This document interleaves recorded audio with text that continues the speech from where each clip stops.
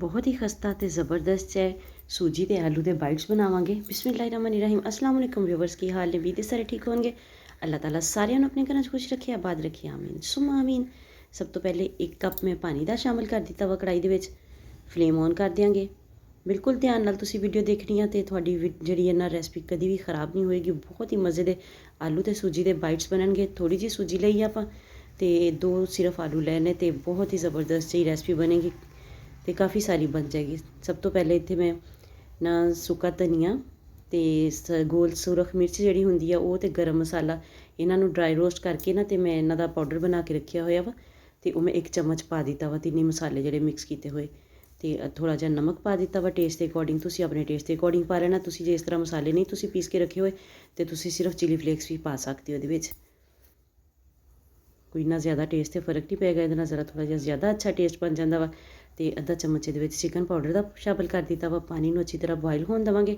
ਤੁਹਾਨੂੰ ਵੀਡੀਓ ਚੰਗੀ ਲੱਗੇ ਤੇ ਲਾਈਕ ਤੇ ਸ਼ੇਅਰ ਜ਼ਰੂਰ ਕਰਿਆ ਜੇ। ਚੈਨਲ ਤੇ ਨਵੇਂ ਆ ਤੇ ਚੈਨਲ ਨੂੰ ਸਬਸਕ੍ਰਾਈਬ ਕਰਕੇ ਜਾਇਆ ਜੇ।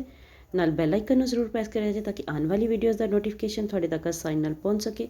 ਕਿਉਂਕਿ ਅਸੀਂ ਲੈ ਕੇ ਆਈ ਦੀਆਂ ਵਾ ਡੇਲੀ ਬੇਸਿਸ ਤੇ ਤੁਹਾਡੇ ਵਾਸਤੇ ਬਹੁਤ ਹੀ ਆਸਾਨ ਜੀਆਂ ਲੋ ਬਜਟ ਲੋ ਕਾਸਟ ਰੈਸਪੀਜ਼ ਜਿਹੜੀਆਂ ਅਫਤਾਰ ਦੇ ਵਿੱਚ ਤੁਸੀਂ ਆਸਾਨੀ ਨਾਲ ਬਣਾ ਕੇ ਆਪਣਾ ਦਸਤਰਖਾਨ ਸਜਾ ਸਕਦੇ ਹੋ। ਤੇ 1 ਚਮਚ ਭਰ ਕੇ ਮੈਂ ਇਹਦੇ ਵਿੱਚ घी ਦਾ ਸ਼ਾਮਿਲ ਕਰ ਦਿੱਤਾ ਵਾ। ਤੁਸੀਂ ਆਇਲ ਵੀ ਸ਼ਾਮਿਲ ਕਰ ਸਕਦੇ ਹੋ, ਤੁਹਾਡੀ ਮਰਜ਼ੀ ਆ।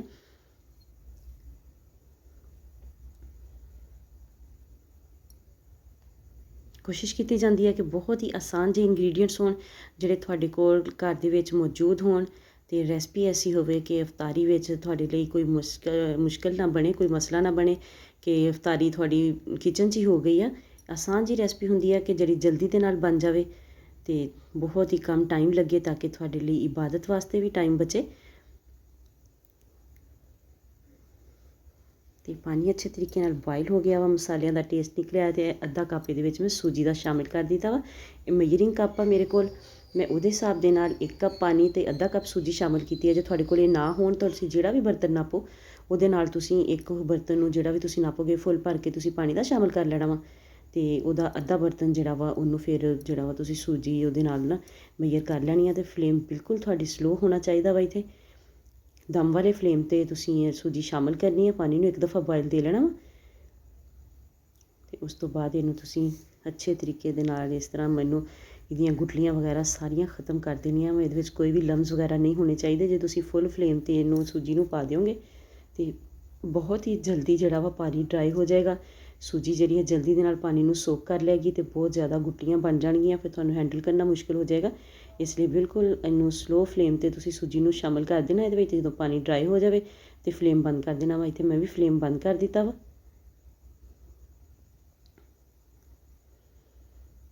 ਇਹਨੂੰ ਹੁਣ ਆਪਾਂ ਠੰਡਾ ਹੋਣ ਦੇਵਾਂਗੇ ਥੋੜ੍ਹਾ ਜਿਹਾ, ਕਿਉਂਕਿ ਆਪਾਂ ਇਹਨੂੰ ਹੱਥ ਦੇ ਨਾਲ ਨੀਟ ਕਰਨਾ ਵਾ।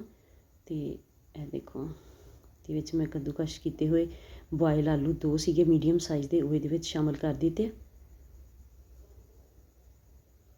ਮਿਕਸ ਕਰਾਂਗੇ ਇਹਨੂੰ ਵੀ ਅੱਛੇ ਤਰੀਕੇ ਦੇ ਨਾਲ। ਬਹੁਤ ਹੀ ਆਸਾਨ ਜੀ ਤੇ ਮਜ਼ੇਦਾਰ ਜੀ ਰੈਸਪੀ, ਇੰਨੀ ਕ੍ਰਿਸਪੀ ਤੇ ਕਰਾਰੀ ਬਣੇਗੀ, ਮਜ਼ਾ ਆ ਜਾਏਗਾ ਤੁਹਾਨੂੰ ਖਾ ਕੇ ਤੇ ਤੁਹਾਡੇ ਲੱਗੇ ਹੋਏ ਪੈਸੇ ਤੇ ਮਿਹਨਤ ਬਿਲਕੁਲ ਵੀ ਜ਼ਾਇਆ ਨਹੀਂ ਹੋਣ ਵਾਲੀ ਹੈ ਇਸ ਵੀਡੀਓ 'ਚ। ਜਦੋਂ ਤੁਸੀਂ ਇਸ ਰੈਸਪੀ ਨੂੰ ਦੇਖੋਗੇ, ਇਹਨੂੰ ਬਣਾਓਗੇ, ਟਰਾਈ ਕਰੋਗੇ। ਬਣਾਉਣੀ ਵੀ ਬਹੁਤ ਆਸਾਨ ਆ, ਬਹੁਤ ਹੀ ਕਮ ਟਾਈਮ ਦੇ ਵਿੱਚ ਬਣ ਜਾਂਦੀ ਆ। ਕੋਈ ਜ਼ਿਆਦਾ ਇੰਗਰੀਡੀਐਂਟਸ ਆਪਾਂ ਇਹਦੇ ਵਿੱਚ ਸ਼ਾਮਿਲ ਨਹੀਂ ਕੀਤੇ, ਬਸ ਆਹੀ ਚੀਜ਼ਾਂ ਸੀਗੀਆਂ ਜਿਹੜੀਆਂ ਆਪਾਂ ਸ਼ਾਮਿਲ ਕਰ ਲਈਆਂ ਵਾ। ਤੇ ਹੁਣ ਆਪਾਂ ਸੁੱਕਾ ਧਨੀਆ ਸਬਜ਼ ਧਨੀਆ ਸ਼ਾਮਿਲ ਕਰਾਂਗੇ ਇਹਦੇ ਵਿੱਚ। ਇਹਨੂੰ ਨਾ ਡਿਸ਼ ਨੂੰ ਮੈਂ ਥੋੜ੍ਹਾ ਜਿਹਾ ਗਰੀਸ ਕਰ ਲਿਆ ਸੀਗਾ ਪਹਿਲੇ ਤੇ ਹੁਣ ਇਹਦੇ ਵਿੱਚ ਧਨੀਆ ਸ਼ਾਮਿਲ ਕਰ ਦਿੱਤਾ ਵਾ ਸਬਜ਼। ਤੇ ਜਿਹੜਾ ਆਪਾਂ ਡੋ ਬਣਾ ਕੇ ਰੱਖੀ ਆ ਸੂਜੀ ਤੇ ਆਲੂ ਦੀ ਉਹ ਸ਼ਾਮਿਲ ਕਰ ਦਿਆਂਗੇ ਇਹਦੇ ਵਿੱਚ। ਤੇ ਹੁਣ ਇਹਨੂੰ ਆਪਾਂ ਥੋੜ੍ਹਾ ਜਿਹਾ ਨੀਡ ਕਰਾਂਗੇ, ਥੋੜ੍ਹਾ ਜਿਹਾ ਮਸਲ ਕੇ ਜਿਸ ਤਰ੍ਹਾਂ ਮਕਈ ਦਾ ਆਟਾ ਮਸਲੀ ਦਾ ਵਾ ਇਸ ਤਰੀਕੇ ਦੇ ਨਾਲ ਇਹਨੂੰ ਮਸਲਾਂਗੇ। ਜਿਸ ਤਰ੍ਹਾਂ ਆਮ ਗੰਦਮ ਦਾ ਆਟਾ ਆਪਾਂ ਨੀਡ ਕਰੀਦਾ ਵਾ ਉਸ ਤਰੀਕੇ ਦੇ ਨਾਲ ਇਹ ਨਹੀਂ ਹੋਏਗਾ।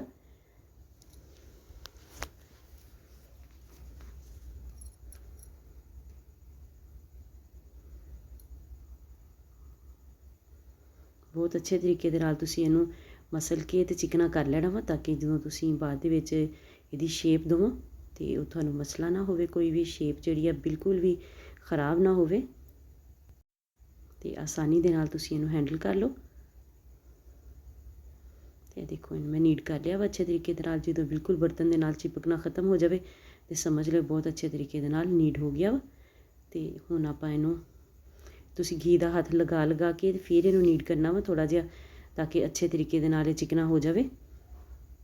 ਅਤੇ ਹੁਣ ਮੈਂ ਬਰਤਨ ਨੂੰ ਇਸ ਤਰ੍ਹਾਂ ਹੀ ਗਰੀਸ ਕਰ ਲਾਂਗੀ, ਥੋੜ੍ਹਾ ਜਿਹਾ ਘੀ ਲੈ ਕੇ, ਅਤੇ ਮੈਂ ਇਹਨੂੰ ਗਰੀਸ ਕਰ ਲਿਆ ਵਾ। ਅਤੇ ਹੁਣ ਥੋੜ੍ਹਾ ਜਿਹਾ ਆਪਾਂ ਆਪਣੇ ਹੱਥ ਗਰੀਸ ਕਰਾਂਗੇ, ਹੱਥ ਨੂੰ ਗਰੀਸ ਕਰਕੇ ਅਤੇ ਫਿਰ ਇਹਨੂੰ ਆਪਾਂ ਸ਼ੇਪ ਦੇਵਾਂਗੇ, ਕਿਉਂਕਿ ਉਸ ਤਰ੍ਹਾਂ ਹੱਥਾਂ ਨਾਲ ਚਿਪਕਣ ਦਾ ਖਤਰਾ ਵਾ। ਅਤੇ ਦੇਖੋ ਤੁਸੀਂ ਇਹ ਨਾ ਮੈਂ ਤੁਹਾਨੂੰ ਸਿਰਫ ਬਣਾ ਕੇ ਦਿਖਾ ਰਹੀ ਹਾਂ ਕਿ ਇਸ ਤਰ੍ਹਾਂ ਛੋਟੇ ਤੁਸੀਂ ਬੋਲ ਬਣਾ ਕੇ ਅਤੇ ਇਹਨੂੰ ਟਿੱਕੀ ਦੀ ਸ਼ੇਪ ਵੀ ਦੇ ਸਕਦੇ ਹੋ, ਜਾਂ ਇਹਨੂੰ ਸਾਰੇ ਨੂੰ ਥਪਥਪਾ ਕੇ ਅਤੇ ਉਹਦੀ ਤੁਸੀਂ ਮੁਸੱਲਸ ਵਗੈਰਾ ਜਿਸ ਤਰੀਕੇ ਨਾਲ ਵੀ ਇਹਨੂੰ ਕੱਟਣਾ ਚਾਹੋ ਕੱਟ ਸਕਦੇ ਹੋ।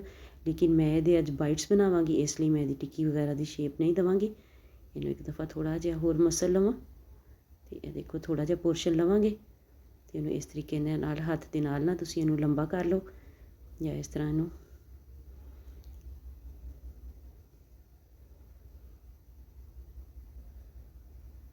ਇਸ ਤੋਂ ਜ਼ਿਆਦਾ ਮੋਟਾ ਨਾ ਰੱਖਿਓ ਇਹਨੂੰ, ਬਹੁਤ ਜ਼ਿਆਦਾ ਮੋਟਾ ਵੀ ਫਿਰ ਅੰਦਰੋਂ ਕੱਚਾ ਵੀ ਨਾ ਰਹਿ ਜਾਵੇ, ਕਿਉਂਕਿ ਵੈਸੇ ਤਾਂ ਸੂਜੀ ਆਪਾਂ ਇਹਦੇ ਵਿੱਚ ਪਕਾ ਕੇ ਪਾਈ ਆ, ਲੇਕਿਨ ਫਿਰ ਵੀ ਜਿੰਨਾ ਕੁ ਫਰਾਈ ਅੱਛੇ ਤਰੀਕੇ ਨਾਲ ਹੋਏਗਾ, ਜ਼ਿਆਦਾ ਮੋਟਾ ਹੋਏਗਾ ਅਤੇ ਫਰਾਈ ਹੁੰਦਿਆਂ ਵੀ ਦੇਰ ਲੱਗੇਗੀ।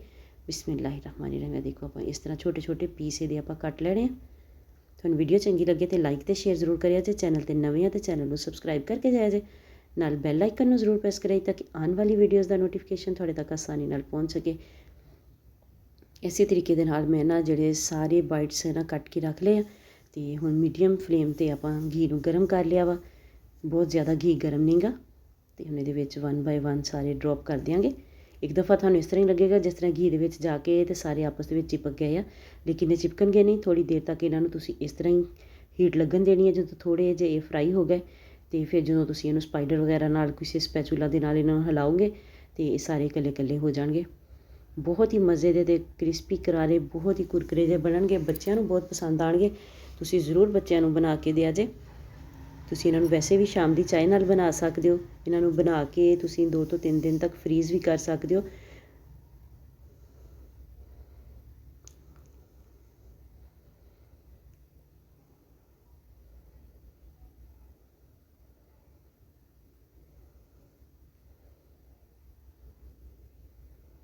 ਜਿੰਨੇ ਜ਼ਿਆਦਾ ਤੋਂ ਜ਼ਿਆਦਾ ਇਹਦੇ ਵਿੱਚ ਸ਼ਾਮਲ ਹੋ ਸਕਦੇ ਸੀ ਮੈਂ ਕਰ ਦਿੱਤੇ, ਕਿਉਂਕਿ ਜ਼ਰਾ ਕਾਫੀ ਬਰਤਨ ਬੜਾ ਵਾ ਅਤੇ ਜਿੰਨੇ ਜ਼ਿਆਦਾ ਇਹਦੇ ਵਿੱਚ ਸ਼ਾਮਲ ਹੋ ਜਾਣ ਉਹਨੇ ਤੁਸੀਂ ਕਰ ਲਓ, ਕੋਈ ਮਸਲਾ ਨਹੀਂ ਹੈ, ਜੁੜਨਗੇ ਨਹੀਂ ਬਿਲਕੁਲ ਵੀ।